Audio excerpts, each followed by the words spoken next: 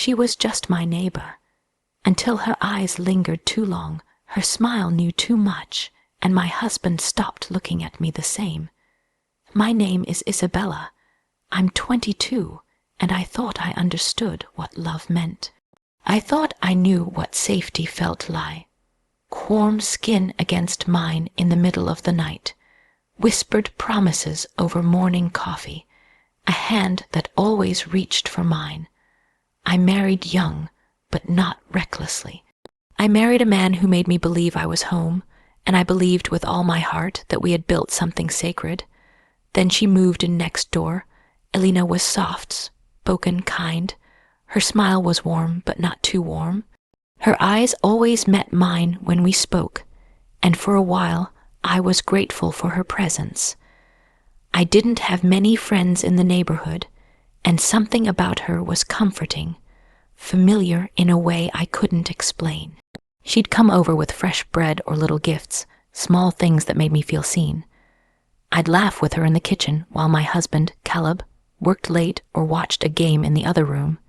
She listened well, and she spoke like she had nothing to hide. But there were moments, quiet, fleeting moments that passed too quickly to prove, but too deeply to ignore. Moments when her eyes lingered on him just a second too long. When her compliments about Caleb were wrapped in softness that wasn't meant for me. "You're lucky," she once said as he walked away. "Not every man listens like that." I smiled, thinking nothing of it, but later that night, I heard the way she said it again and again in my head, the way her voice curled around the word lucky. Still, I silenced the thought. I told myself I was being sensitive, insecure even. After all, she was my friend. But then there was that one afternoon ordinary until it wasn't. I came home early, arms full of groceries, fumbling with keys. The door was unlocked. Caleb was home, so was she. I heard her laugh before I saw them. It wasn't the laugh she used with me. It was softer, fuller, tinted with something I didn't want to name.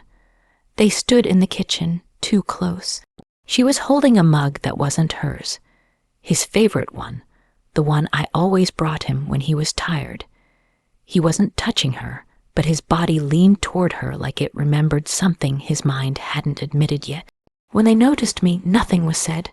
She smiled, like she always did, like a friend, but her eyes whispered secrets I wasn't supposed to hear.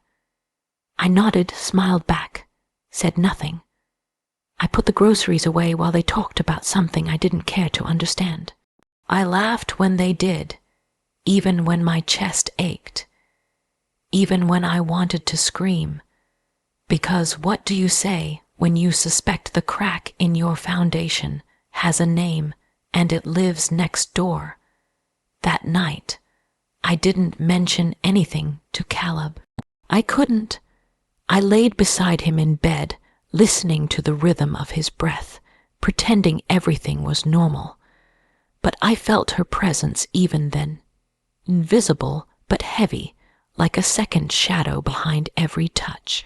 The next day, she brought over flowers, wild ones, purple and white, like the ones Caleb brought me on our 2nd anniversary. She said she thought they'd brighten the kitchen.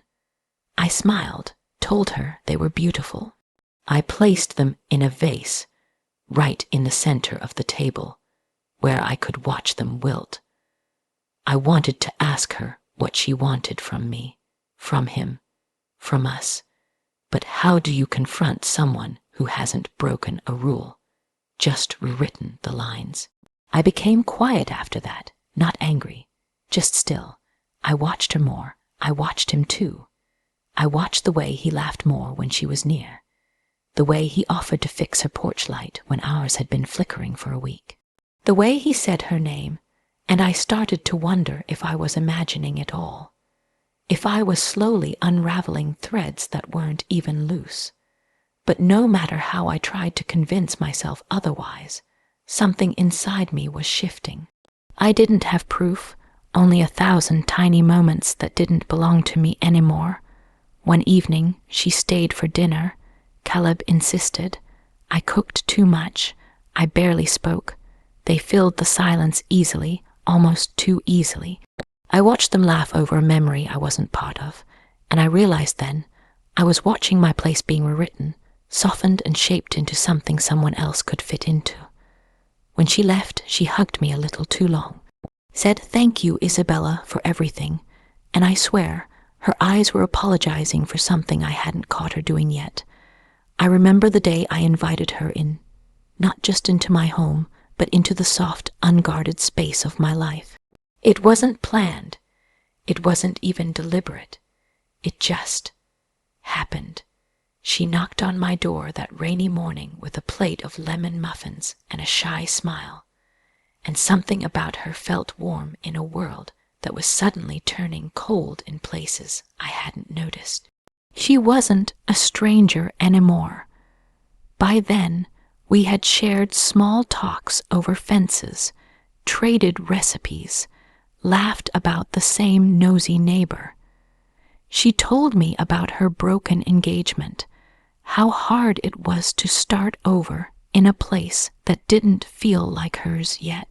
I offered her coffee and comfort, told her she could come by whenever she felt alone. I meant it, every word.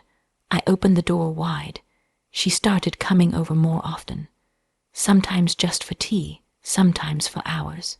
She helped me cook when Caleb worked late. She brought candles, new tea flavors, flowers she said reminded her of home.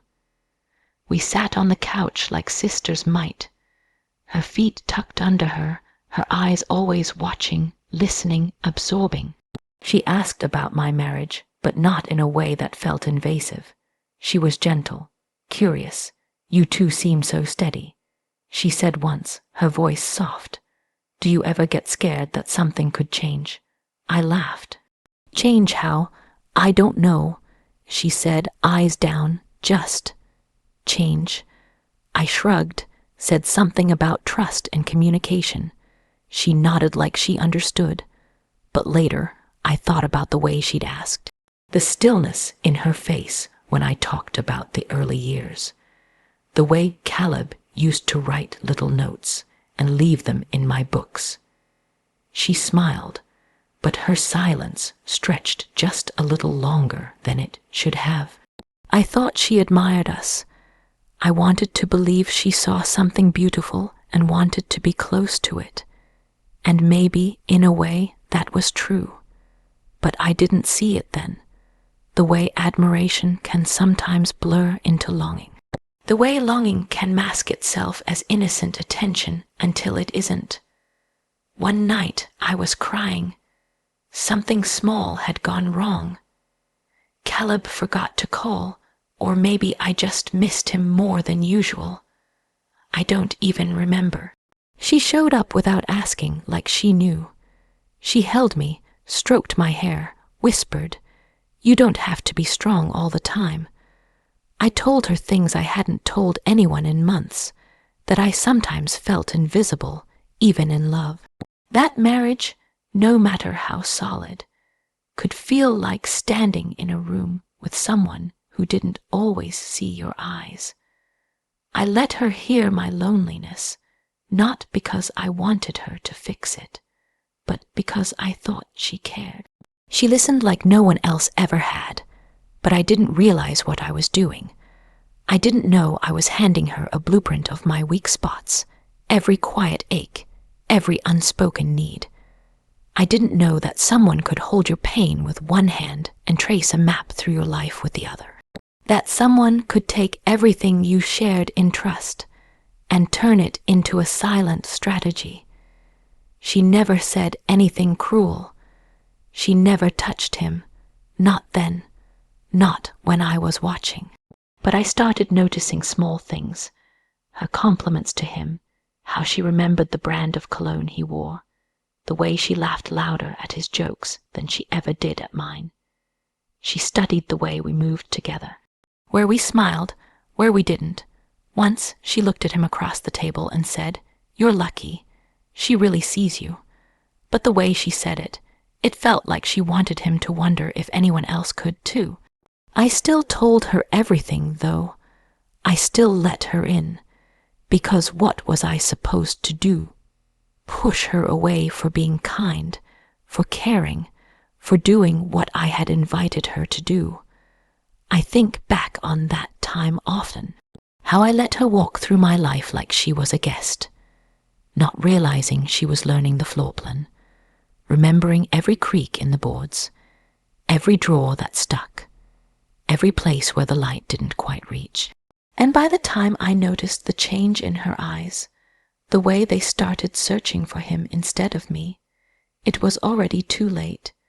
She used to ask about my happiness the way someone asks about a wound they can't see.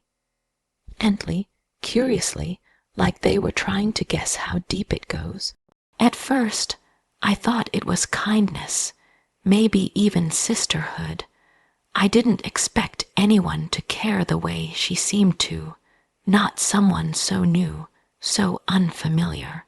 But she always leaned in a little when I spoke of joy, always tilted her head like every piece of my contentment was something fragile she wanted to hold.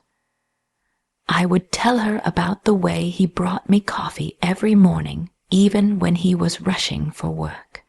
How he always remembered the smallest details, my favorite socks, the kind of music I played when I cleaned, the way I liked the window open just a crack at night, and she'd smile, always smile, but sometimes her smile came with a flicker, a breath too long, a silence too stretched, like she wasn't sure if she should speak or just swallow the ache.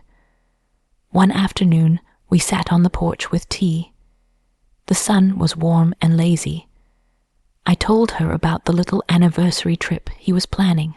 He doesn't say much, I said, but he remembers, he always remembers. I wasn't bragging, I was grateful, but her expression tightened just for a second. Her voice dropped a little when she answered. "That's rare," she said, "to be known like that. I've never had that." There was a softness in her voice that didn't sound like admiration.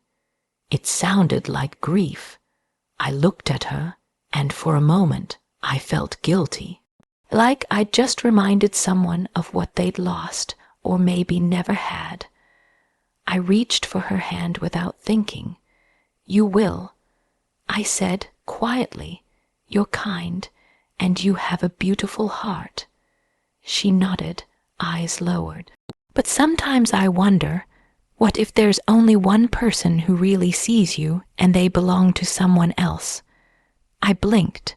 The words hung between us like smoke. I don't know why I didn't question it more.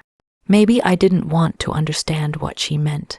Maybe I did, but I wasn't ready to admit it. I laughed, but not because it was funny. That's a painful thought. She didn't answer. She just sipped her tea, eyes fixed on the horizon like it hurt too much to look at me. From that day on, I noticed more. The way she spoke about love, as if it was something distant. The way her questions changed, not just about me, but about him. "What's his favorite meal?" she asked once while helping me prep dinner. "Does he like spicy food? What kind of books does he read?" I answered without hesitation. I always did. But somewhere in the back of my mind, I began wondering why she needed to know. She once offered to drop off his lunch when I was running late to work. I'd forgotten it on the counter. She smiled and said, "It's no trouble. I'll be passing by anyway." It was a simple favor, one a friend would do. But when I came home, the container was washed, dried, and sitting neatly on the counter. He didn't mention anything, neither did she, but it was the way she smiled the next time I saw her, not smug, not proud, just certain, like she'd stepped somewhere she knew she didn't belong and found it warmer than she expected. I tried not to doubt. I told myself she was lonely, that she was just grateful to be around something stable. But the truth whispered late at night when I couldn't sleep. The truth lived in the way she started dressing a little more carefully when she knew he'd be home. The way she asked, Do you think he really loves you the same way he did at the start? I froze. Why would you ask that? She looked startled, then covered it with a shrug. I'm just curious. People change. Feelings change. Even the strongest love fades sometimes, doesn't it? I wanted to scream. I wanted to ask her why she needed mine to fade. But instead, I just said, ours hasn't. And she looked at me then with that same softness, that same ache, as if my happiness was something she wanted to touch, but not celebrate. As if my joy was something she admired, but couldn't forgive me for having. It wasn't anything loud or obvious. It was in the quiet that I noticed it first, the kind of quiet where nothing is technically wrong, but something doesn't sit right in your chest. I began to feel it before I could explain it. A pause that lasted too long, a glance that should have ended quicker, a laugh that stayed in the air just a second more than it should have. She lingered in places, in conversations, in spaces where the moment had passed and most people would have moved on, but she didn't. She lingered like she was waiting for something, permission maybe, or attention, or perhaps just the illusion of belonging where she didn't. It started when she began staying after dinner. At first, it felt natural. We'd sit around after the plates were cleared, all of us sipping wine or tea, talking about everything and nothing. But over time, she stopped speaking to both of us and started speaking just to him. Her body turned more toward his. Her eyes followed his hands when he poured another glass, and when he told stories, she laughed first, louder, fuller, as if she needed him to notice the sound of it. I remember one evening clearly. We were sitting on the couch, and he had said something that made me smile. Something small, like a shared inside joke. She laughed too, but her eyes didn't leave his face. They stayed there, searching, as if she were trying to memorize him. He didn't seem to notice, or maybe he did, and didn't want to admit it. But I did. I noticed the way she didn't blink when he looked her way, the way she leaned in, as though his words were warmer than mine. Later that night, I said, she seems comfortable here. He nodded. She's been through a lot. It's good for her to have people around. I didn't disagree, but there's a difference between comfort and possession. And she was beginning to act like she had a right to the spaces we created, like she belonged not just near us, but within us. One afternoon, he was in the backyard fixing a broken chair. I was inside, watching through the kitchen window as she stepped out the back door. She didn't call his name. She just walked toward him slowly, like the air itself invited her closer. She knelt beside him to hand him a tool, one he hadn't asked for. Their hands brushed. She laughed, and I watched her stay kneeling even after he had what he needed. She stayed too long. She stayed when she should have stood up, stayed when there was nothing left to give or do or say. And the worst part, she made it look so natural, so innocent, like her presence was simply a kindness, a neighborly gesture, something small and harmless. But I saw the way her eyes lit up when he looked at her with casual gratitude. I saw the hope in her expression, brief, unspoken, but unmistakable. And once you see something like that, you can't unsee it. I started pulling away not from him, but from her. I stopped inviting her in as much. I kept the visits shorter, the door answered slower, but she found ways back in, little reasons, borrowed sugar, a question about a recipe, a lost earring that magically reappeared near our driveway. And when she was here, she still lingered. Once I watched her stand too long in our hallway, her fingers tracing a photo on the wall. It was from our honeymooners on the beach, arms around each other, sun in our eyes. She stared at it like it was a painting in a museum, as if she was searching for the part of the picture that could have been hers. I asked, "Do you like that one?" She didn't look at me. "It's beautiful," she whispered. "You look really loved." I nodded, unsure of what to say, and she turned toward me slowly with a smile that didn't match her eyes. I wonder what it feels like, she added, to be seen like that every day. It wasn't a question. I wanted to scream, to ask her what she thought she was doing, what she thought would come from these moments she refused to let go of. But I couldn't, because technically she hadn't crossed any lines. Technically, she was just a friend, a kind neighbor, a quiet shadow in a house that used to feel bright. But the truth was in the silence, in her pauses, in the seconds she stole when no one else was counting. And I watched her linger too long in moments that should have passed quickly. I used to believe that love, once given and nurtured, belonged solely to the two people who shared it, that it was a private garden, ended in quiet, protected by trust, and built over time. I thought what we had was just that, something sacred, something untouched. I never imagined someone else could quietly find their way in, not with noise, but with silence, not by stealing, but by simply being close enough to reach the parts we stopped guarding. I've tried to explain it to myself 100 different ways. I never caught them. There were no confessions, no late night texts, no lipstick on collars, no obvious signs that could break me with one blow. Instead, it came slowly like a fog. Quiet, consistent, hard to prove. And maybe that's why it hurt the way it did. Because there was nothing to point to, only a shift. A rearranging of something I thought was ours. He still came home to me, still kissed me on the forehead, still wrapped his arm around me in bed. But sometimes, in the silence between our words, I could feel someone else's breath in the room, someone else's memory filling in the cracks. He was still mine, but no longer fully. It was the way he started laughing differently, softer, more hesitant, like he'd used that laugh somewhere else already that day and wasn't sure if it belonged to me anymore. It was the way he mentioned her name less, as if avoiding it would erase what lingered behind it. But absence can speak just as loudly as repetition. She didn't take him. That's the part people never understand. She didn't break anything. She didn't force herself into our story with cruelty or boldness. She simply stepped into the space that was already opening, the one I didn't know had even started to widen, the one created by long days, tired smiles, and the comfortable routine that slowly replaced wonder. I remember watching them once, just talking, nothing more.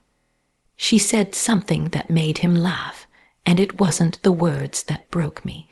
It was his face, the ease, the light in his eyes that used to be mine. It had slipped, quietly, into the space between them. I told myself to be rational, that people are allowed to enjoy each other's company, that it's possible to like someone without it meaning more. But what I couldn't ignore was the quiet ache inside me that didn't come from betrayal.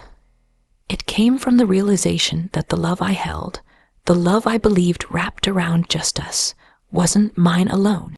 Not really. It was the moment I realized that he had given a part of it away, not in action, but in presence, a subtle, constant shift, a turning of the heart that left me trying to hold something that was already slipping through my fingers. And she never gloated, she never flaunted, but she knew. There was a way she looked at me, soft and almost sad, like she understood the part she played, like she didn't mean to touch something that wasn't hers. But once she did, she couldn't let go. Sometimes I wondered if it hurt her too, if watching him go home to me every night left a hollow space in her chest, the way watching them laugh left one in mine. If she laid in bed imagining how it would feel to be me, and if he ever thought of her in the dark, when my back was turned and my breathing had slowed into sleep. The ache wasn't rage. It wasn't even betrayal. It was grief. Grief for the version of us I thought was untouched, for the illusion that we were sealed off from the rest of the world, that love made us immune. But love I've learned, is not always jealous or cruel. Sometimes it just wanders gently without warning. I didn't lose him, not in the way people expect. He stayed. He kept his promises. He kissed my forehead, brought me coffee, laughed at our memories. But something inside him no longer belonged fully to me, and something inside me, once so certain, had grown quiet in its knowing.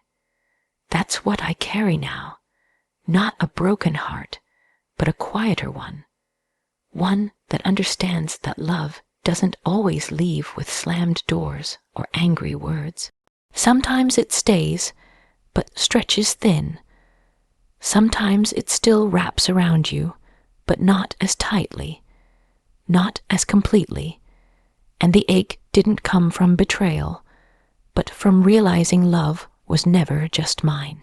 There's a moment right before everything changes, when your heart knows what your mouth refuses to say. I stood in that moment longer than I should have, held inside it like a breath I couldn't exhale. We were in the living room. The evening light softened everything, made the world look gentler than it felt.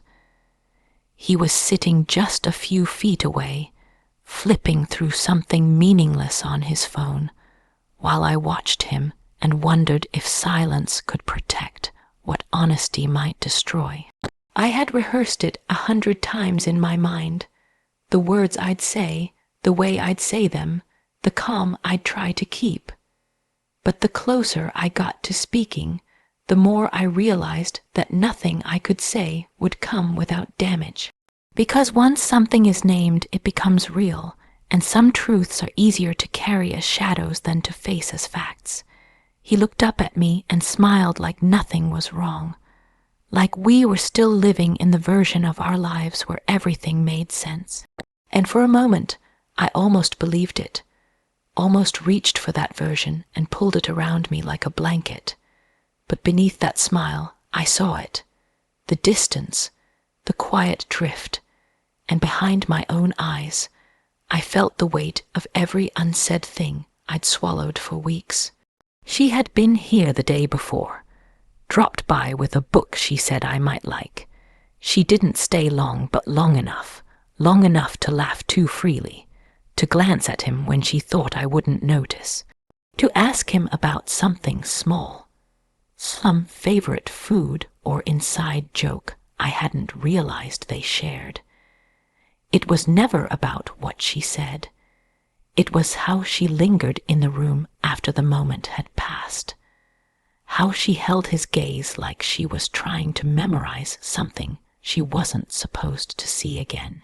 And he didn't pull away. He never touched her, never said anything out of place, but he didn't close the door either. He left it open, just wide enough for something unspoken to drift in and settle. I had tried gently to ask about it, to name it without accusing it. Do you think she's okay? I asked once, watching his reaction instead of waiting for his answer. He looked confused, then thoughtful. She's been through a lot. I think she just needs connection. I nodded, bit my tongue, because part of me wanted to scream that connection wasn't supposed to feel like competition, that kindness had started to feel like invasion. But I said nothing, because if I said too much, I might lose everything, and if I said too little, I might still lose it anyway. So I stood at the edge of silence, night after night, holding my breath, watching him laugh a little differently, watching her care too much, watching myself slowly fade from the space I once belonged to completely. There was a dinner, a quiet one, just us. I made his favorite. Lit candles like we used to. Played the music we always said reminded us of the early days. He smiled, said thank you, but it felt like I was reaching for someone through glass. He was there, but not fully. Present, but slightly turned away, as if part of him had already wandered into another room I couldn't follow him into. And still, I didn't speak, because if I said, "I see the way you look at her," then he would have to answer. If I said, "I feel her in the space between us," he'd either lie or tell a truth I couldn't bear. If I asked, "Is there a part of you that wishes she was me?" then we would both be broken in ways we couldn't take back. So I said nothing, just breathed slowly, kept my hands steady, and smiled when he looked at me. I told myself that love meant patience, that love meant trust, that love meant waiting for him to see what was slipping, without forcing it into the light. But deep down, I knew I wasn't waiting for clarity. I was stalling the inevitable, delaying the pain that truth would bring, because sometimes the words that sit in your throat are sharper than silence ever could be. Sometimes speaking doesn't set you free, it just confirms what you already know, and I stood at the edge of silence, knowing if I spoke, everything would break. I never thought goodbye would come without a single fight. No screaming, no doors slammed, no confessions, just silence, and a slow, steady ache that finally became too loud to ignore. I held on longer than I should have, not because I didn't see it, but because I wasn't ready to accept what it meant. That love, once so whole, had quietly split into pieces, and he had already started handing some of those pieces to her. She never took him from me, not with hands, not even with words, but she was there, in the space he stopped filling. She was the comfort he turned toward when I wasn't looking, the softness that answered questions I didn't know he was asking, and he let her in. I watched it happen like a slow unraveling. Each glance, each shared laugh, each moment she stayed too long, like a song that wouldn't end. And I stood on the sidelines of my own life, trying to smile through the parts that no longer felt like mine. I kept hoping he'd choose me again, that he'd see her lingering and realize what was slipping away. But he didn't, maybe because I never made him feel the loss, maybe because I stayed quiet too long. But today, I won't stay quiet. Today, I choose to stop waiting for him to come back to something he already left. I choose peace, even if it's wrapped in sadness. I choose myself, even if it means letting go of the only version of love I've ever known. And to her, I won't curse you, I won't hate you. I hope whatever you saw in him feels worth it. Because I saw him too. I loved him before you even noticed the way he smiled. I memorized the details you now chase, but he's not mine anymore. So take what's left of him, if that's what you want, and to him. I hope one day you realize what it cost you to let me go quietly, because I didn't walk away to punish you. I walked away because love should never feel like waiting in someone else's shadow. Goodbye.